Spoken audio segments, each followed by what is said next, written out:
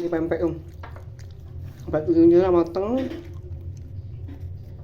diisi banyak-banyak.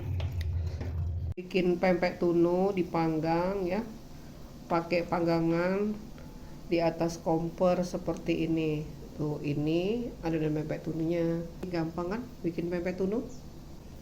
Panggangnya lebih kecil be. Lagi panggang pempek tununya pakai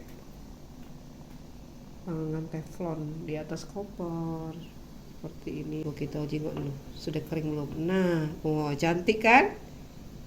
Ini sudah dibalik kan tadi, coba balik yang ini loh, kita jengok ya. Nah, yang ini.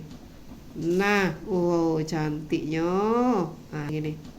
Nah, cantiknya. Yang ini, coba kita balik, kering belum? Nah, tuh. Padahal dipanggang pakai panggangan cak ini be, hasilnya ya luar biasa kan? Nih. Hasilnya ya, pempek tununya tadi udah mateng. Ini nah, tuh isi kelah nih.